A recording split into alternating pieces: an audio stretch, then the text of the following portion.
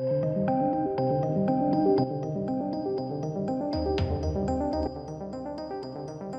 welcome to the channel, ladies and gentlemen. We've got two bits of pop culture, movie, and I guess TV series, Netflix news for you today.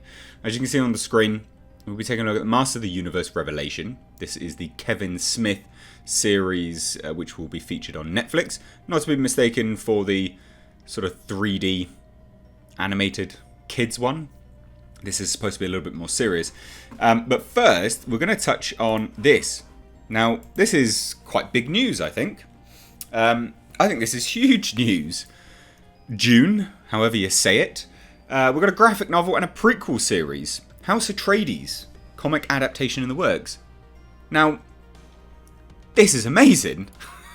like seriously amazing. I really am blown away by this. Like looking at it, I'm not overly sure whether this is in conjunction with Warner Brothers or not. I don't know, where this is coming from. Whether it's filtered down and they're looking to kind of expand it outwards, or whether simply the rights holders are basically just taking advantage of the situation of what they believe the hype will be. Either way, it actually doesn't matter. Because the adaptation itself is an adaptation. It sticks to core canon elements. So this is nothing but good. And it comes from Boom Studios. Those guys do great stuff. Very mature stuff as well. Boom Studios did a whole bunch of Hellraiser comics back in the day, if I remember completely correctly, which I'm pretty certain I am. I really am blown away by this. So check it out. Look, Boom Studios announced that they will be working with Brian Herbert and Kevin J. Anderson to create a comic book series titled Dune House Atreides. Now, it will be a 12-issue series by the sounds of it. Look, the series will be 12 issues long, and it adapts specifically Brian Herbert's and Anderson's prequel novel, Dune House Atreides. So, it can't be coming from Warner Brothers. It just... but this is so fantastic. What do you think of that, guys? This could very seriously be the next big property. It's just astounding. I'm so happy to hear this news. Now, the series will follow Pardot Kynes as he attempts to unlock the secrets of Arrakis. I've definitely butchered that name, by the way, I'm aware. While also exploring a violent coup planned by the son of Emperor Elrond. Sounds very interesting. Don't you think? Yes? I think so. But that's not all. There's more. There's more. So the series will also see a young Duncan Idaho attempt to escape slavery and his cruel masters. Finally, it will also see Leto Atreides begin his own journey that eventually culminates in Frank Herbert's seminal Dune novel, where he travels to Arrakis. This is so good. So good. I think what's really interesting here, right, or what I'll be more interested about, is seeing whether Boom Studios essentially use the aesthetic of the actors or not. If they do, then we know that there's been some, money exchange and things like this, and they are definitely looking to connect it in some way, shape, or form. If they don't, and they change it all, it doesn't matter. It's neither good nor bad. It's still great that we're getting this series, quite frankly, and still a fantastic development in the world of pop culture. And movie news are it's just so good to hear. Really cool. I love it when they do this, because we've seen this with Legendary and the Monsterverse, and just building it out, just investing in expanded media. It's something which we don't get anymore. And I think it's important. I think it's really important. It gets people really involved in the series. Now, those books, they're big. They're big books. There's a lot going on. And inevitably, people will want to get into this, but they probably won't know where to start. And what a good gateway. A prequel series. A prequel series which directly is linked to the movies, right? Or at least the story that the movies are telling. What a great way to get people into it, and then to get them into the actual novels. Because I bet you anything they will want to. And that's great. Getting more people reading is nothing but a good thing. Fewer people read nowadays than ever. It's just madness. I don't know the statistic. It genuinely seems like kids don't tend to read stuff anymore. It's so good. I'm really, really happy about this. Now, Herbert stated that Dune House Atreides holds a special place in my heart. He added, it was the first novel Kevin and I wrote in my father's fantastic Dune universe, and it is our first collaborative novel to be adapted for comics. In 1999, our novel was a surprise New York Times bestseller, and we have equally high expectations for this special Boom Studios adaptation. So nice. Really, it's good that they're going for it.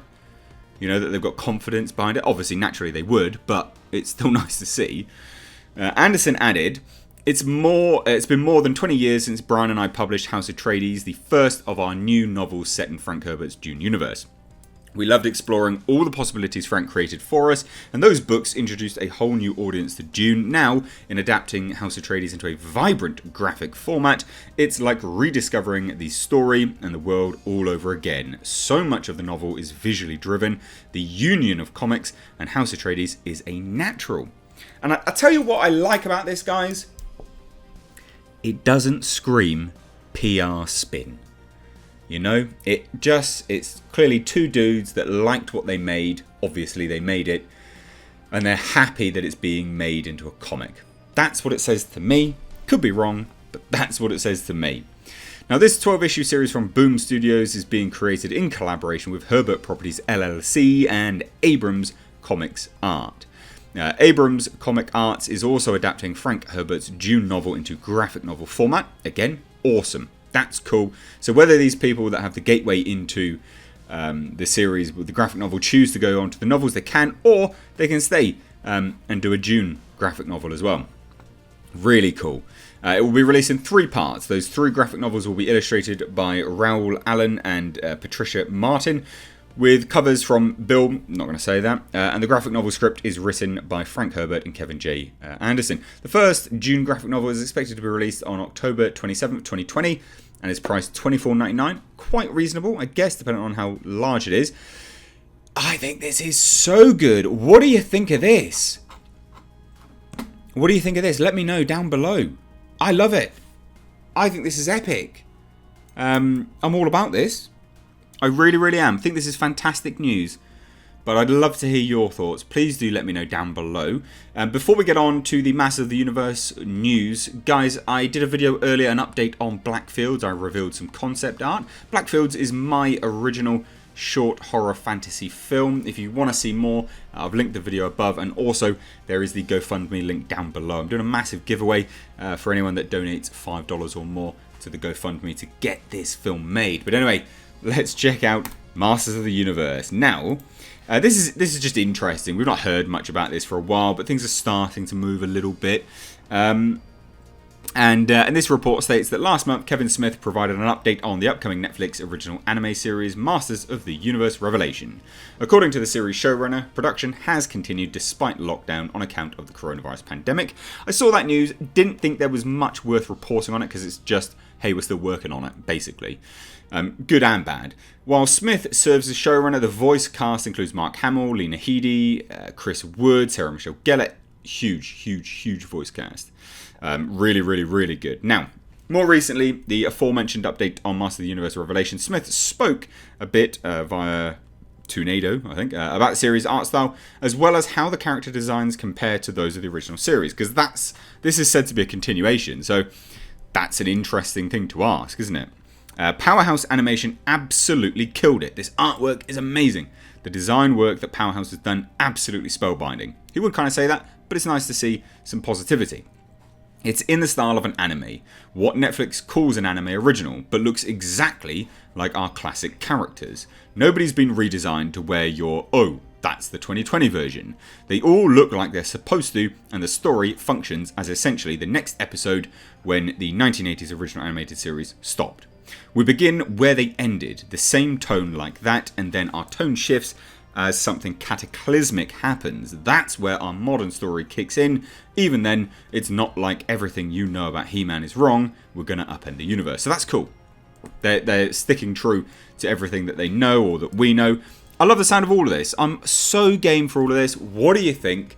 Let me know down below in the comment section. If you're new here, please do hit subscribe. Stay up to date on the world of pop culture movie news by hitting the bell notification icon. But as always, guys, give this video a like and a share. Check you are subscribed. Check your bell notifications are turned on to all, not personalized, guys. If you set it to personalized, YouTube will quite literally never tell you that I upload, because that's how much they suck balls right now. But anyway, take care.